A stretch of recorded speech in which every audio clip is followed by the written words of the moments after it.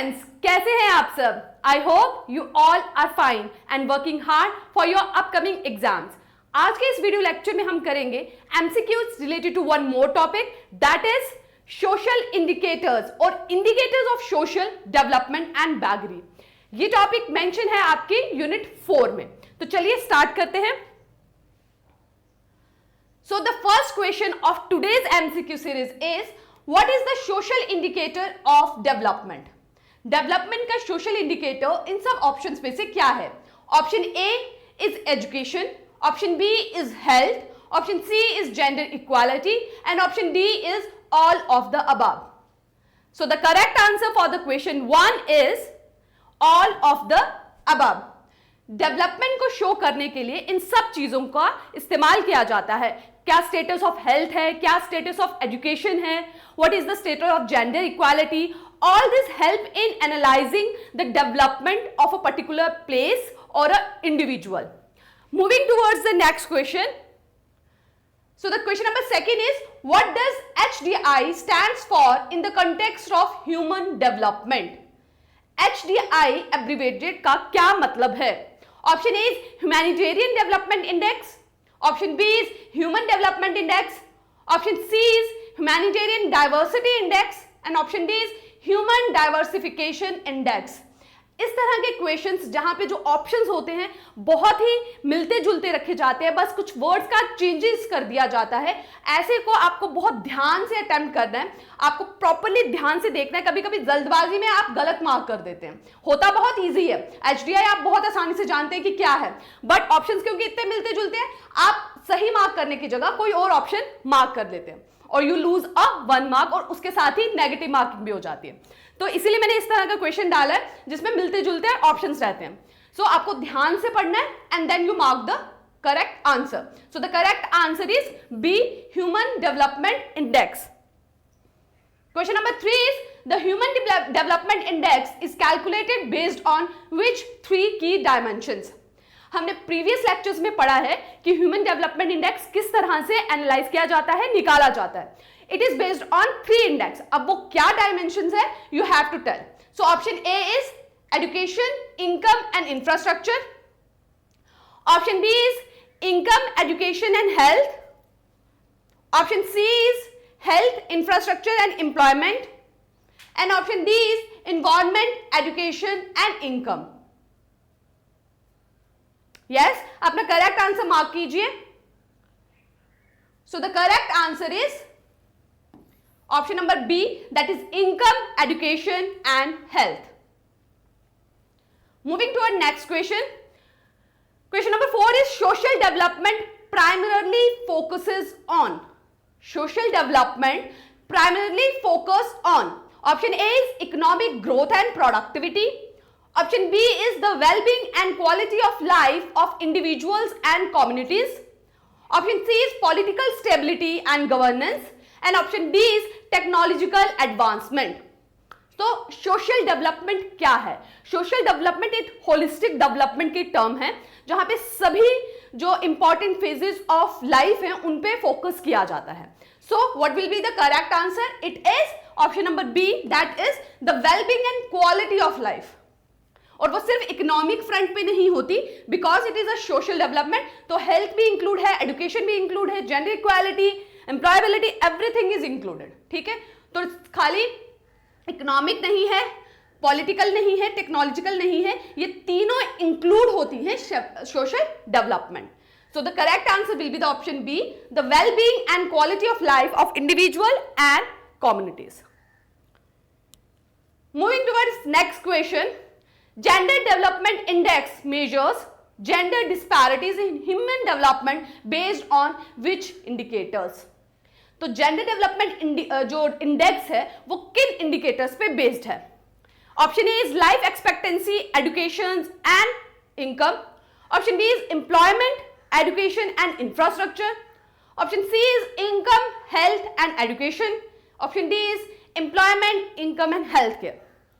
तो 3 चीजें इंपॉर्टेंट रखी जाती है वहां पर, दैट इज एक education, second is health and third is in the field of economy. तो अगर हम ऑप्शन ए देखें तो यहां पे हेल्थ है, एजुकेशन है, इनकम है, बट सिर्फ लाइफ एक्सपेक्टेंसी पे फोकस है, कंप्लीट हेल्थ सेटअप पे नहीं। लेकिन जब हम बात करते हैं जेंडर डेवलपमेंट की, तो वहां पे रिप्रोडक्टिव हेल्थ, ओवरऑल हेल्थ भी मैटर करती है, not only the life expectancy. Next आता है एम्प्लॉयमेंट, एजुकेशन एंड इंफ्रास्ट्रक्चर। तो इंफ्रास्ट्रक्चर तो इंक्लूड नहीं होता। Option D is employment, income, ये दोनों एक ही चीज की बात कर रहे हैं। And next is health care access. So the most appropriate answer is option C, that is income, that is deal with economy, health and education. So the gender development index is based on 3 indicators, that is income, health and education. Question number 6 is social inequality refers to option A, the unequal distribution of resources and opportunities in society. Option B is the promotion of equal opportunities for all individuals. Option C is a system where everyone has the same income and assets. Option D is the absence of social hierarchy.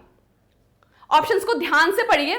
अगर आप options को ध्यान से पढ़ेंगे तो आप देखेंगे कि इसमें से सिर्फ एक स्टेटमेंट है जो सोशल इनइक्वालिटी को शो कर रही है, and all the remaining 3 are talking about social equality. ठीक है, जैसे ये जो तीनों स्टेटमेंट्स हैं वो सोशल इक्वालिटी को बता रही हैं। The promotion of equal opportunities for all individual, social equality, system where everyone has the same income and assets, मतलब सोशल इक्वालिटी है, सब बराबर है। The absence of social hierarchy, hierarchy मतलब सेटअप जहां पे कुछ लोअर स्टेटा पे अरेंज किए जाते हैं, कुछ हायर स्टेटा पे, ठीक है, लोअर टू हायर की एक अरेंजमेंट होती है, that is called hierarchy.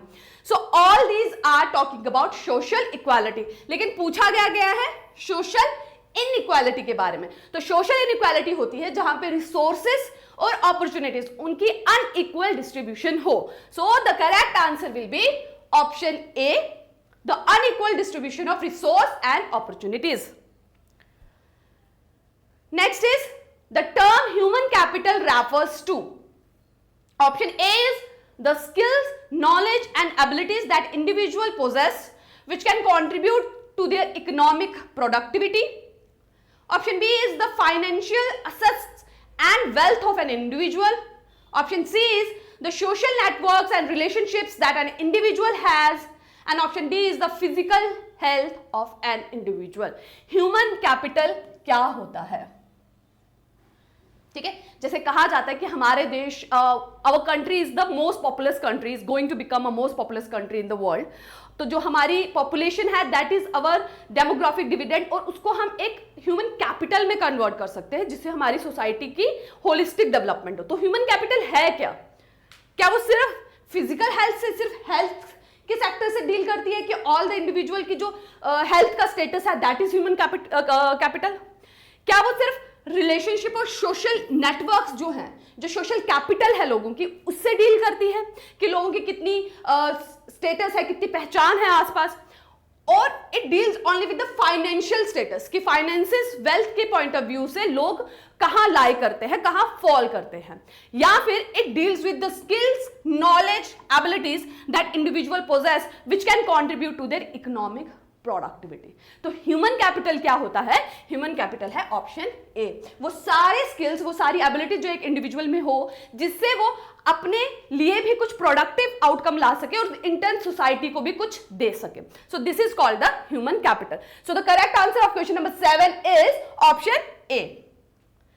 Next is the education index in the human development index is based on, जैसे हमने देखा ह्यूमन डेवलपमेंट इंडेक्स 3 इंडिकेटर पे बेस्ड होता है, education, income and income is per capita income and health. तो जो education portion है वो किस चीज पे बेस होता है? ये जो ऑप्शंस हैं, so option A is gross enrolment ratio in primary education, option B is adult literacy rate and the combined gross enrolment ratio for primary, secondary and tertiary education, and option C is quality of text book and teaching method, option D is enrolment in secondary and tertiary education. तो ये जो options available हैं यहां पर, उनमें से जो correct answer होगा, जो मोस्ट अप्रोप्रिएट आंसर है, दैट इज ऑप्शन बी। तो ये जो फॉर्मूला था एडल्ट एजुकेशन इंडेक्स के लिए, वो फॉलो किया जाता था बिफोर 2010। ठीक है, तो अगर ऑप्शंस में ये मेंशन होगा तो you have to mark this, adult literacy rate and the combined gross enrollment ratio for primary, secondary and tertiary education.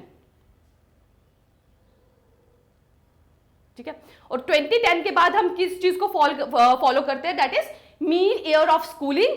ठीक है, कि नंबर ऑफ ईयर्स एक बच्चा कितने सालों तक स्कूल गया है और टोटल लेवल ऑफ एजुकेशन क्या पाया जाता है up to the age limit of 25 years. Moving towards next, so आप करेंगे कुछ बैगरी के questions, that is what are the cause of beggary. तो दिस इज इजी, जो आप बहुत इजीली मार्क कर सकते हैं. तो बैगरी का क्या कॉज है, पॉवर्टी, डिसेबिलिटी, नेचुरल कैलेमिटीज और all of the above. So the correct answer is all of the above. Next is which article of constitution deals with बैगरी. बैगरी को प्रोहिबिट और उसकी जो रेगुलेशन है that is comes under which article of constitution. So article 21, article 23, article 39 और all of the above.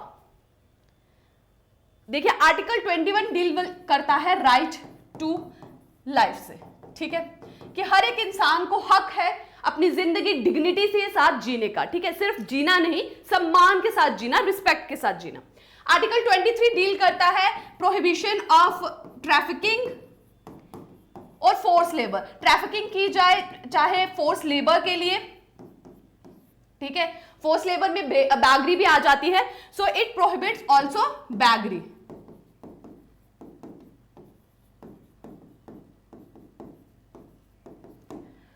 Article 39 जो है that comes under the DPSP. ये डील करता है कि एक हर स्टेट की जो रिस्पॉन्सिबिलिटी है कि वो एक एम्प्लॉयमेंट के मींस प्रोवाइड करे टू ऑल इज मेंबर्स और to all the citizen of a state. ठीक है, तो एक तरह से देखा जाए तो all these articles deals with beggary. कहीं ना कहीं वो इंसान को ये हक देते हैं कि वो रिस्पेक्टेबल लाइफ जिए, ह्यूमन डिग्निटी के साथ जिए और उन्हें एक रिस्पेक्टेबल सोर्स ऑफ इनकम भी प्रोवाइड किया जाए. ठीक है, so these all 3 articles deals with the beggary. So the correct answer will be option D. अगर यहां पे इसकी जगह 24 होता और यहां आर्टिकल 25 होता, सो the correct answer will B 23. But 21 and 39 इनके अंदर भी बैगरी से रिलेटेड कुछ प्रोविजंस दिए गए हैं. जैसे 21 में मैंने बताया राइट टू लाइफ है और 39 में जहां स्टेट ऐसे प्रोविजंस बनाती है, स्टेट की रिस्पॉन्सिबिलिटी है कि वो सबको respectable source of income provide करे, एम्प्लॉयमेंट अपॉर्चुनिटीज क्रिएट करे ताकि, और जो मिनिमम वेजेस हैं वो सबको प्रोवाइड किया जाए ताकि हर कोई पॉवर्टी लाइन से ऊपर आ सके और बैगरी को प्रोहिबिट किया जा सके. ठीक, okay, so the next question is what is the status of बैगरी इन इंडिया. हमारे देश में लीगल स्टेटस ऑफ बैगरी क्या है. क्या वो क्रिमिनलाइज है, क्या वो नॉन क्रिमिनलाइज है, कि क्या वो क्रिमिनल ऑफेंस माना जाता है, क्या वो क्रिमिनल ऑफेंस नहीं माना जाता है, या फिर वो कुछ पार्ट्स में इलीगल माना जाता है और बाकी रेस्ट ऑफ इंडिया में नहीं माना जाता, और इनमें से कुछ भी नहीं, that is none of the above.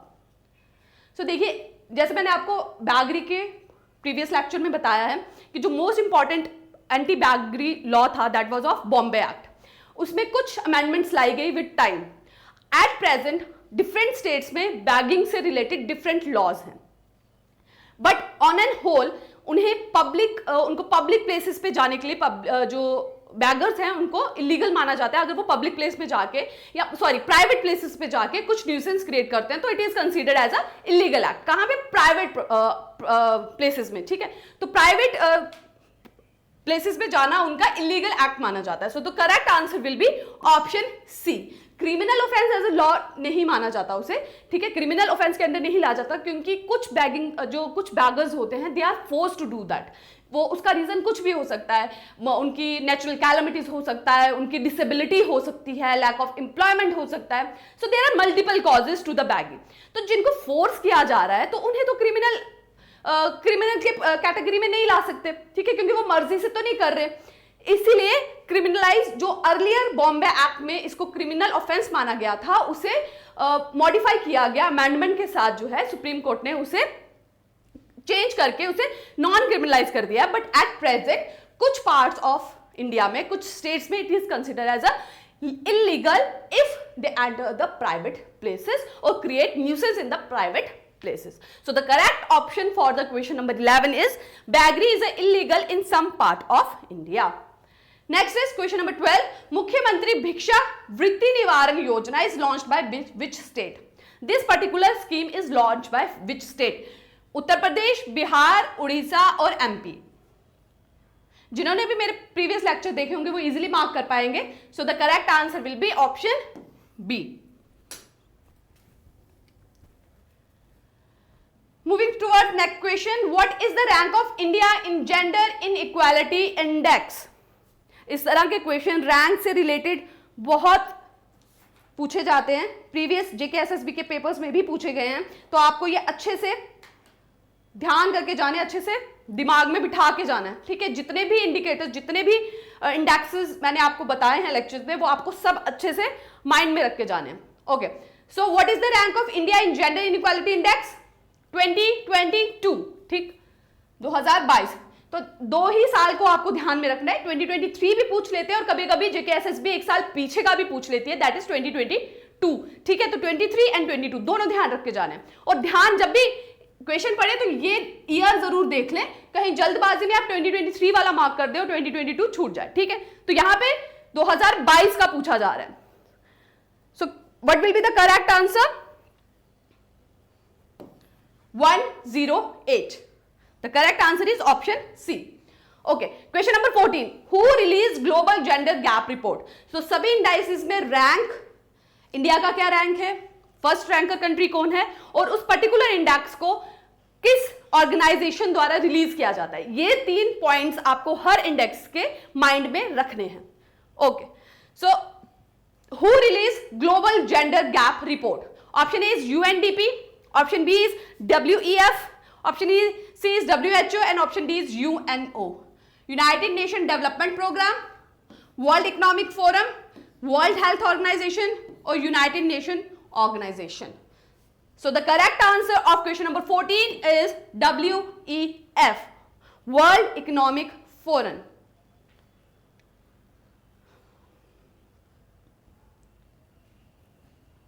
Question number 15. Which country hold rank 1 in World Happiness Report 2023? Option A is Denmark, option B is Spain, option C is Sweden, option D is Finland. So the correct answer for question number 15 is Finland. Question number 16. Global Hunger Index is based on which indicators? तो indicators भी आपको जिस index में indicators का mention है वो भी आपको ध्यान रखना है. Okay, so global hunger index जो है वो किन इंडिकेटर्स पे बेस्ड है? Under nourishment, child stunting, child wasting और child mortality. Option B is under nourishment, child stunting and child wasting. Option C is under nourishment, child stunting, child wasting and gender equality. Option D is child stunting, child wasting and gender equality. So under nourishment क्या होता है? जब जितना required nutrients चाहिए उससे कम, एक particular age में जितने न्यूट्रिएंट्स आपको चाहिए उससे कम इनटेक हो रहा है, तो that is called under nourishment. Child stunting का क्या कहते हैं? जब जो हाइट है फॉर द पर्टिकुलर एज, इस पर्टिकुलर एज में कितनी हाइट होनी चाहिए उससे कम है द रिकमेंडेड हाइट से, that is called child stunting. Child wasting क्या होती है कि पर्टिकुलर हाइट के लिए जितना रिकमेंडेड वेट है उस वेट से अगर कम हो then a child considered as a child wasted. और चाइल्ड मोर्टेलिटी क्या होती है? It is the death rate of children below the age of, I think child mortality में आता है below the age of 6 years, 6 साल से पहले पहले जिनकी भी डेथ होती है, तो that is called child mortality. So correct answer mark कीजिए. So the correct answer is option A. Question number 17. What is India's rank in World Press Freedom Index 2023? Excuse me. Okay. Question number 17 is what is India's rank in the World Press Freedom Index 2023? Option A is 151, B is 161, C is 171 and D is 181. Correct answer is 161. सो ये questions में तो आपको cram ही करना है directly उनकी values को. Factual questions है बिल्कुल. One more factual question, that is how many peoples were lifted out of poverty in India from 2005-6 to 2019-21 as per multi dimensional poverty index. MPI is one of the index which is released under Human Development Report. जिसका ही एक part होता है human development index, हमने detail में discuss किया था। तो MPI के अंडर कितने बिलियन ऑफ पीपल पॉवर्टी के बाहर लाए गए हैं इंडिया में टाइम पीरियड 2005-6 से 2019-21 के बीच में। सो मार्क कीजिए करेक्ट आंसर।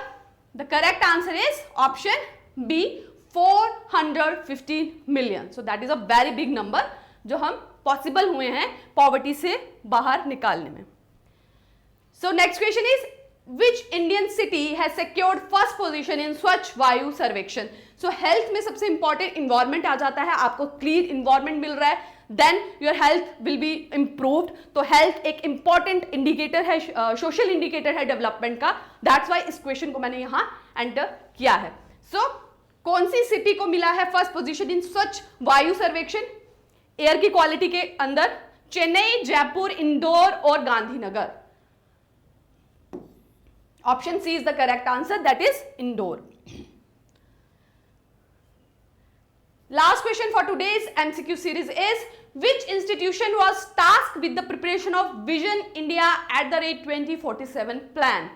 इंडिया को डेवलप बनाना है 2047 तक, तो कौन सा इंस्टीट्यूशन है जो इस विजन प्लान को क्रिएट कर रहा है?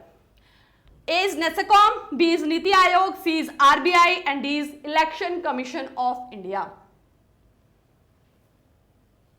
So the correct answer is NITI Aayog. Planning commission को हटा के नीति आयोग को लाया गया था 2015 में, और वही हमारी डेवलपमेंट का फ्यूचर कोर्सेज का पूरा जो विजन प्लान है वो नीति आयोग ही फॉर्मुलेट करते हैं। सो जो विजन इंडिया 2047 का प्लान है that is also lie with the task with the NITI Aayog.